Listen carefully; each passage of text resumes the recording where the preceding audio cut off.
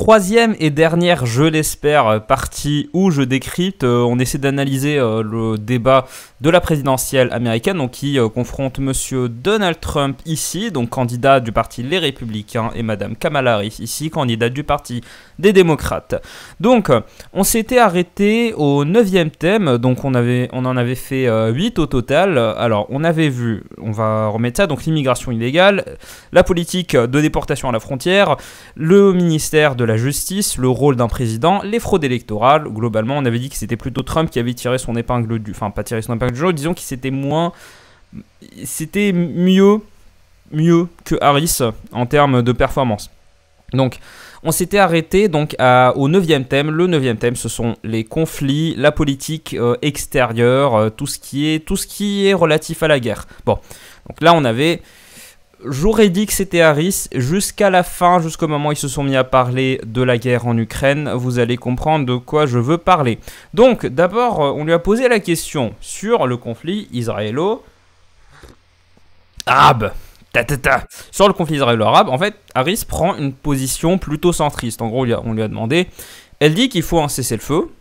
Elle dit qu'elle est favorable à une solution à 2 États. Elle rappelle que la phrase qu'on entend dans tous les débats, Israël a le droit de se défendre. Ça, c'est ce qu'elle a dit. Je vais surtout, ne me demandez pas mon avis sur la question. Surtout, ça sert à rien. Donc, c'est une position qui est plutôt centrale et qui est très très cohérente avec la position des démocrates, parce que c'est une position qui ne veut pas dire grand chose au final, puisque ni Israël ni le Hamas ne sont d'accord pour une position à 2 États. Les deux se détestent de façon meurtrière, littéralement.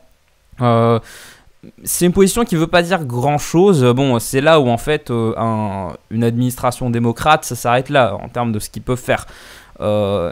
C'est surtout une position, moi, ça ne m'a pas choqué. C'est une position qui est tout à fait normale, vu son électorat. Elle a dit, en gros, elle défend les deux. Et elle dit, oh, il faut la paix, machin truc. Bon, qu'est-ce que tu as fait au final? Rien du tout. Trump répond que sous son mandat, l'attaque du 7 octobre et l'attaque, de la même manière, l'attaque de Poutine en Ukraine n'aurait jamais eu lieu. Je suis plutôt d'accord, parce que quand un président qui est aussi vocal, enfin qui est aussi controversé, qui est aussi... comment je pourrais dire ça? Qui est aussi vénère que Donald Trump, en général, tu fais pas les malins face à eux. Même si Trump est plutôt isolationniste, il n'hésite pas à intervenir quand il faut intervenir. Donc... Trump répond que sous son mandat, l'attaque du 7 octobre n'aurait jamais eu lieu, mais là où il s'est très mal débrouillé pour le coup, c'est qu'on lui a demandé, il a dit qu'il allait arrêter la guerre en Ukraine en moins de 24 heures. Et pendant le débat, avant que le modérateur ne présente le thème, il avait dit « J'arrête la guerre avant même d'entrer en office », enfin in office, en gros, avant même de prendre mes fonctions. Ce qui est gros quand même, c'est gros de dire ça. Et à 2 reprises... Le modérateur a essayé de lui demander comment est-ce qu'il s'y prendrait. Eh ben, il n'a pas répondu. Il n'a pas répondu, il n'a pas pu répondre. À la place, il a juste détourné le sujet. Bon, c'est une réponse de politicard au final. Ce qui fait que bon, Donald Trump, certes, en termes d'administration pure, c'est un bon président. Faut pas l'idolâtrer non plus. Ça reste un politicard. Et les politicards, c'est souvent des réponses de Normands. Si ce n'est pas même des occasions, c'est juste qu'ils oublient ce qu'ils étaient censés répondre. Parce qu'ils sont coachés pendant des heures et des heures.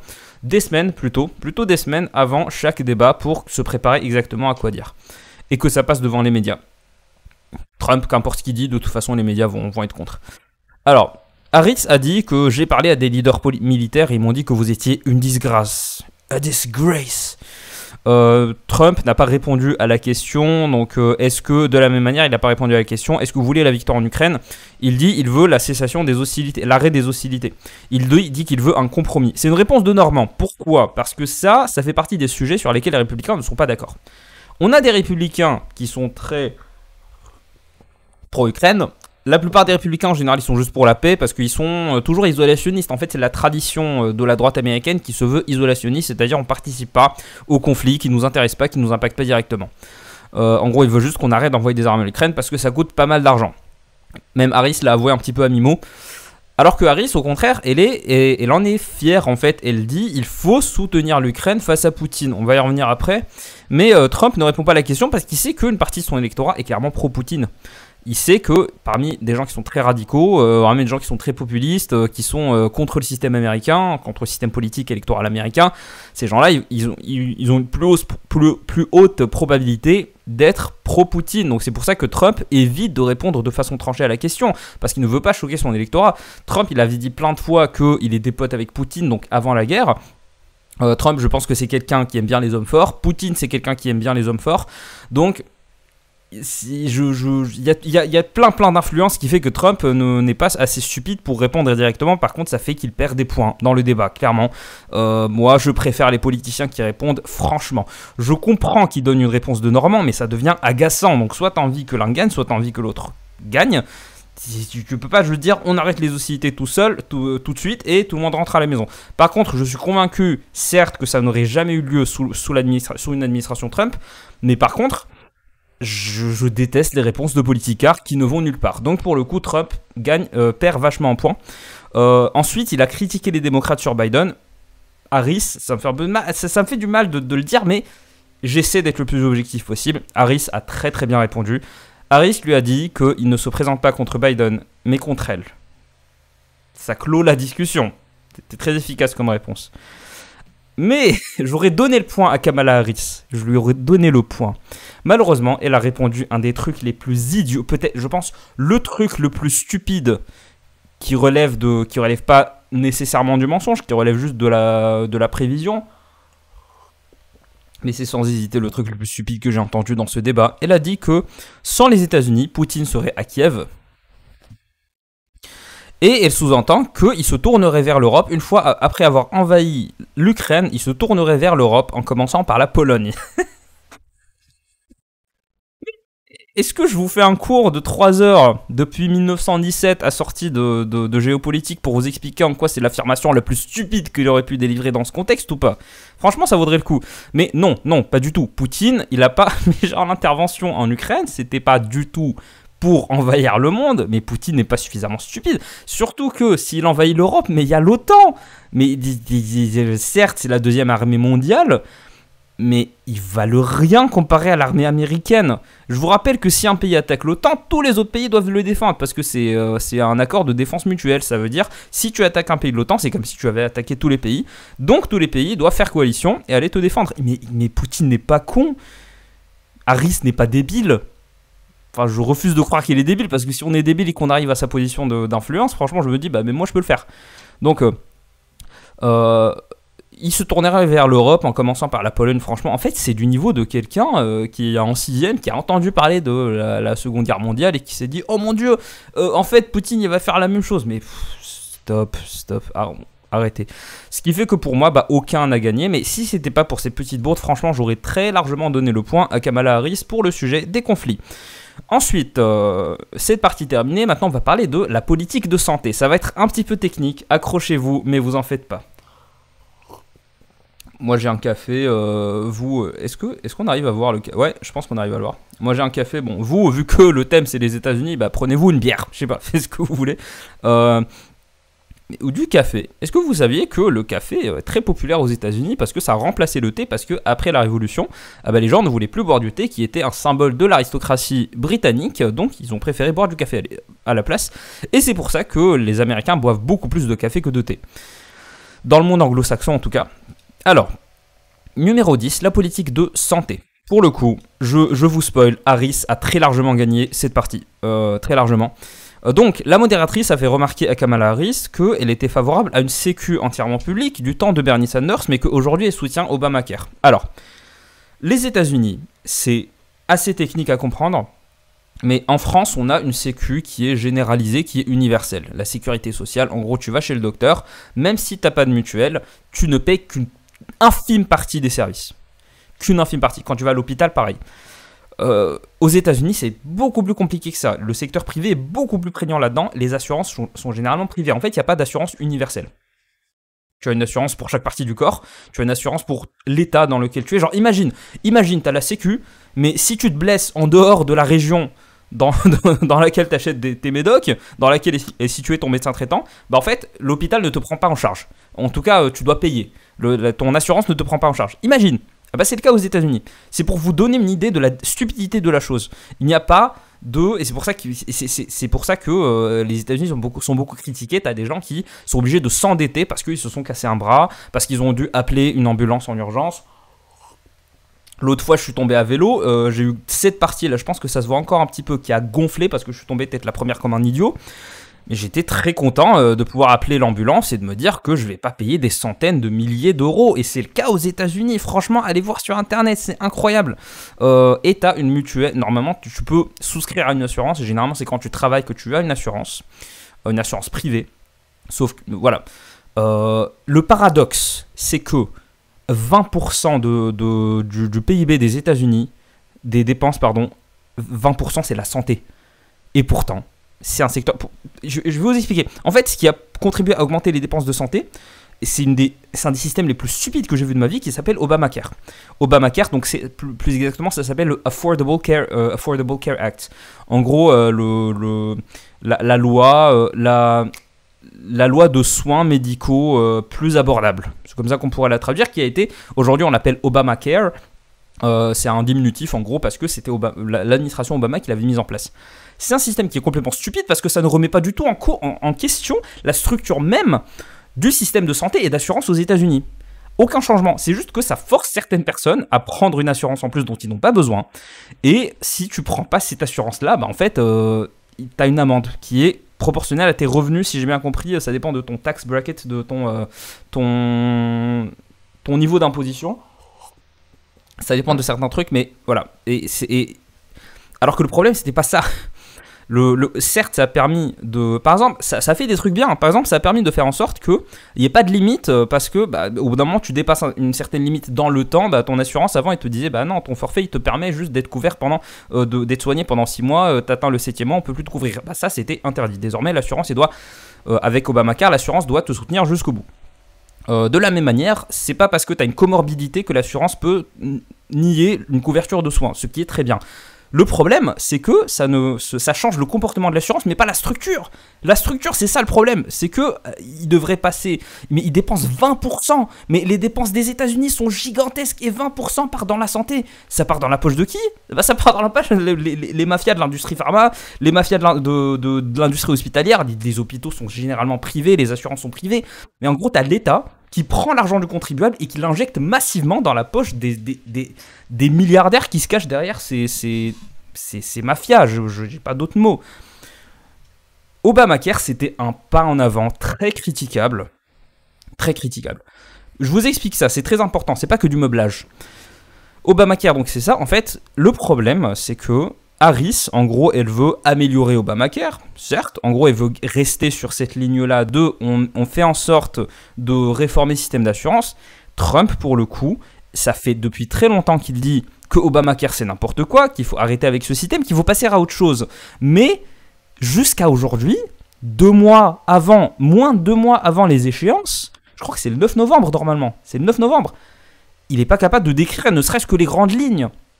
Certes, je pense que ça n'intéresse pas tant que ça son électorat, mais quand même, dans un débat devant la candidate démocrate, mais c'est honteux de ne pas pouvoir décrire. Enfin, est-ce qu'il a oublié ? C'est pas possible qu'il n'ait pas été coaché là-dessus. Donc pour moi, c'est clair. Ils n'ont pas d'idée pour l'instant. En gros, il a dit, vous en faites pas, élisez-moi, on va commencer à bosser dessus. Mais c'est pas comme ça que tu es censé faire. Donc, pour le coup, même si la réponse de Harris est médiocre, la réponse de Trump est catastrophique. Donc pour le coup, je donne le point à Kamala Harris. Alors, ensuite, l'environnement. Pour l'environnement, par défaut, je donne le point à Kamala Harris, vous allez comprendre. Donc Kamala Harris dit qu'il faut investir dans les énergies vertes. Trump, pour le coup, il a très bien répondu, mais avant, c'était avant qu'il parlait du 6 janvier, il avait dit qu'en fait, les panneaux solaires, les éoliennes, tout ça, ça servait à rien. C'est vrai que pour le coup, dans le cas des États-Unis, ça ne sert strictement à rien. Il faut, limite, les énergies fossiles, c'est mieux que ces conneries. Mais ils se basent sur leur énergie nucléaire. Pour le coup, il n'y a pas vraiment de controverse là-dessus, contrairement à la France. Je pense qu'on a un petit peu loupé le coche en termes de logique. Mais Trump ne répond pas sur l'environnement. À la place de répondre, de dire ce que lui ferait pour l'environnement, en fait, il n'a fait qu'accuser les démocrates d'avoir fait perdre des usines de voitures aux États-Unis. Et ensuite, les deux, comme d'habitude, les deux s'accusent mutuellement d'avoir fait perdre des jobs à l'USA dans l'industrie, etc. Enfin, c'était une partie qui était assez ennuyante, comme la partie où il parlait des fraudes, d'ailleurs, c'était un peu pareil. Donc, pas de gros rebondissements. Enfin, disons que là, pour le coup, encore une fois, la réponse de Harris était très classique. Enfin, c'est vraiment limite une réponse partisane. C'est une réponse de démocrate, quoi. C'est une réponse de on va investir dans les énergies vertes et tout. Sauf que Trump n'a pas du tout répondu. Il n'a fait, genre 2 fois, il n'a fait qu'esquiver la question. Et je pense qu'il veut éviter de répondre. Je pense qu'ils ont un plan, mais qu'il veut éviter de répondre parce que ses électeurs, en fait, ils veulent pas qu'il parle de l'environnement. Il y en a qui ne croient pas que ça vaille le coup de changer son activité industrielle, de faire quoi que ce soit. Il y en a même une minorité qui ne croit pas au réchauffement climatique. Donc les gens pensent qu'ils veulent. Hein. On n'est pas là pour juger, on est là pour analyser. Je pense que Trump ne voulait pas choquer son électorat en se faisant passer pour un gaucho. Voilà. Mais malheureusement, ça fait qu'il ne répond pas du tout à la question. Même si, encore une fois, la réponse de Kamala Harris était nulle, la réponse de Trump était bien pire. Donc, le point à Kamala Harris. Donc, la conclusion, donc ce qu'ils appellent les closing statements. En gros, c'est un temps de parole de 2-3 minutes à la toute fin où ils font une conclusion. Peut-être, je sais pas si je peux les afficher. Ouais, peut-être à la rigueur. Harris, donc je vais pas revenir nécessairement sur l'intervention, mais en gros, je vais plus donner mes impressions. Elle essaie de se faire passer pour une Obama 2.0. Elle parle beaucoup d'espoir. En fait, elle le dit pas, mais le message derrière, et pourquoi est-ce qu'il y a autant de gens qui la soutiennent, qu'on soit clair, les démocrates sont comme ça, c'est parce qu'elle est noire. C'est terrible à dire, mais les démocrates nous ont très souvent fait comprendre que ce qui compte, c'est pas la politique, c'est ce que t'affiches en fait, c'est ce que tu es ethniquement. Et comme non seulement c'est une femme, donc ça serait la première femme présidente, mais en plus une femme noire, y a plein de gens qui se disent « Oh mon Dieu, c'est incroyable !» Ils sont beaucoup moins vocaux depuis quelques années, puisqu'ils ont compris que ce genre de discours agace les gens. Et on veut un bon président. Un bon président, c'est sur les compétences, l'expérience, les discours, les idées. C'est pas... c'est la couleur de peau, ça change rien, pour le coup. Mais... Enfin, c'est ce que les gens, ce que ces détraqueurs diraient.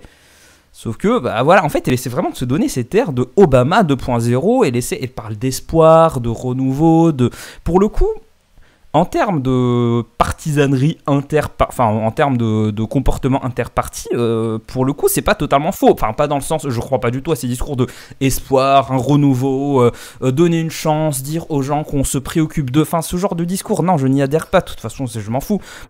Je n'y adhère pas. Mais pour le coup, Kamala Harris, sa ligne, en fait, elle est détestée autant par Biden que par Obama. Donc, en fait, autant les nouveaux que les anciens, que les démocrates de la première heure. Donc, c'est pas convaincant, mais ça sort pas de nulle part. Trump, donc, dans son closing statement, il a dit il a accusé les démocrates d'avoir foiré, ce qui n'est pas totalement foiré, ça dépend de ta perception. Il accuse les démocrates d'avoir foiré leur politique, et il lie justement ça au déclassement, autant interne qu'externe.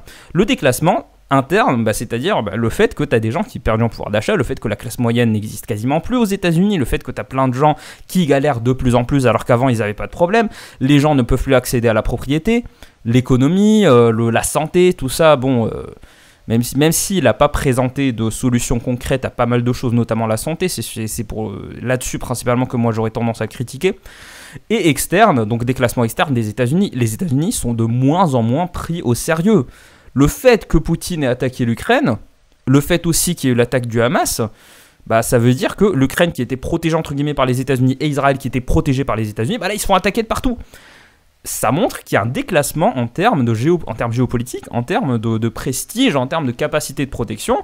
On est peut-être en train de passer à un nouvel ordre mondial, entre guillemets, un nouvel ordre, peut-être nouveau désordre.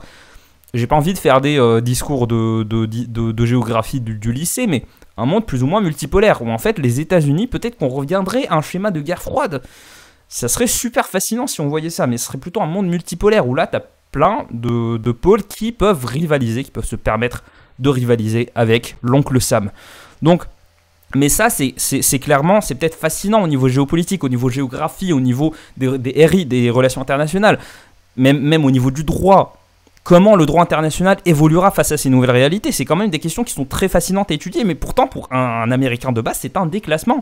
Pour un Américain de base qui est fan de Trump, pour les gens qui soutiennent, les militants, c'est un déclassement, puisque les États-Unis sont en train de perdre en prestige.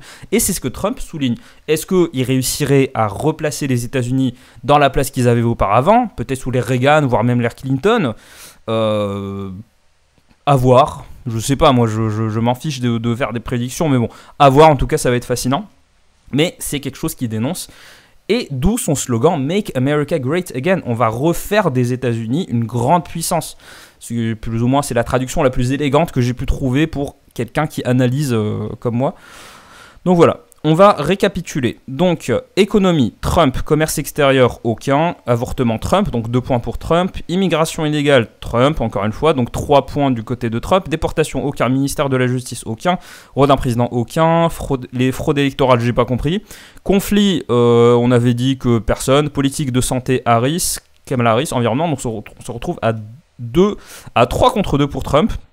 Généralement, là je commente pour conclure cette série de vidéos, généralement je trouve que Trump s'est beaucoup mieux débrouillé que Harris, même s'il y avait des questions où c'était frustrant de voir qu'il donnait une réponse de Normand, que ça restait un politicien, que Trump c'est, certes, il en appelle aux rednecks de base, il en appelle aux pécores de base, j'ai envie de dire, j'ai pas envie d'être insultant, mais c'est l'habitant des États du Sud qui veut garder son fusil de chasse et qui n'a pas envie qu'on apprenne n'importe quoi à son gosse à l'école. Harris, au contraire, son électorat de base, c'est... Alors, du coup, je finis sur Trump. Trump, c'est quand même incroyable d'avoir un gars qui arrive à parler à ces gens-là, qui arrive à parler aux gens qui se sentent déclassés, que ce soit les gens qui se sentent déclassés ou alors les gens qui considèrent qu'ils ont toujours été laissés de côté par le système. C'est incroyable qu'il arrive à leur parler, sachant que c'est un gars qui est issu de la très haute bourgeoisie new-yorkaise. Le mec n'a rien à voir avec les États du Sud. Ne vous laissez pas méprendre par son accent, son comportement, le fait qu'il dise les choses de manière crue. Il s'était investi en politique parce qu'il avait ce qu'on appelle la fuck you money. En gros, l'argent du va te faire foutre, du genre je fais ce que je veux, je dis ce que je veux. De toute façon, même si on essaie de me cancel, j'ai toute ma thune, je m'en fous. Je vais pas me retrouver à la rue parce que j'ai dit une connerie. Donc c'est pour ça qu'il se lâche en fait. Il a la fuck you money en fait. Il a cette capacité de dire ce qu'il veut. C'est incroyable qu'un gars qui, comme ça, ait réussi à s'adresser à autant de gens. C'est génial, la vidéo passe de ce côté-là, pile au moment où j'en ai besoin, pile au moment où je parle de la conclusion. A l'inverse, Kamala Harris va plus s'adresser à l'électeur de gauche, elle va plus s'adresser... En fait, elle veut vraiment se donner, et veut... je pense qu'elle essaie de jouer inconsciemment, c'est peut-être très habile de sa part de faire ça, elle essaie de jouer inconsciemment sur une nostalgie d'Obama. Parce que, qu'on soit clair, là on a eu Trump, ensuite on a eu Biden. Je pense que le gars de gauche de base, le démocrate moyen aux États-Unis aujourd'hui, je pense qu'il s'est dégoûté. Parce qu'il y a eu Trump qui représente tout ce que les démocrates détestent. Ensuite on a eu Biden qui représente pas grand-chose, parce qu'on parle quand même du gars qui se chie dessus littéralement devant le pape, et qui sait jamais où il est, qui peut pas parler sans prompteur. Donc je pense qu'elle capitalise sur le fait, c'est pour ça qu'il est aussi expressive, elle tente, elle essaie de dégager autant d'énergie, elle essaie vraiment de montrer un côté positif, voire même un côté, j'ai pas envie de dire un côté attendrissant, mais il n'y a pas d'autre mot en fait, elle essaie de passer pour une daronne gentille en fait, pour quelqu'un de dynamique, et en empruntant à une nostalgie de l'ère d'Obama. Parce qu'Obama, c'était un des présidents les plus charismatiques qu'on ait eu, même si c'est un criminel de guerre, hein, vraiment. Il fait partie des présidents que je déteste le plus, mais il avait ce charisme, il avait ce caractère, il avait sa personnalité, tous les mêmes qui ont été faits sur lui, tous les mêmes avec Joe Biden, tout ça. Donc, je pense qu'elle essaie de capitaliser là-dessus. En tout cas, ça serait très habile de sa part parce que ça serait la meilleure carte qu'elle pourrait jouer pour tenter de se faire élire. Après, bon, on sait ce qui s'est passé avec Trump, la tentative d'assassinat. Je pense que Trump va se faire élire très, très, très aisément. Ils lui ont donné l'élection avec ça. Ils lui ont donné l'élection à Donald Trump avec ce coup-là. On va voir comment ça va se passer. Donc, si la vidéo t'a plu, lâche un pouce vert et dis-moi si ce genre de vidéo t'intéresse. Si tu veux que je continue à parler des États-Unis, je suis en train de flinguer mon référencement. Faut pas parler des États-Unis. C'est pas bon. YouTube, il n'aime pas. Surtout quand t'es droitard et que tu parles des États-Unis, YouTube n'aime pas du tout. Donc, surtout, mets un commentaire pour dire ton avis ou alors donne-moi ton plat préféré pour le référencement, comme d'habitude. Sinon, tu peux mettre un pouce vers le haut. Tu peux partager. Si tu veux, tu peux partager si tu penses que j'ai raison sur certains de mes points, si tu trouves que je dis des choses intéressantes. En tout cas, je suis pressé de lire vos avis. Dites-moi si vous avez regardé le débat, ce que vous en avez pensé. On se dit à la prochaine, au moins à demain, pour la prochaine vidéo. Salut!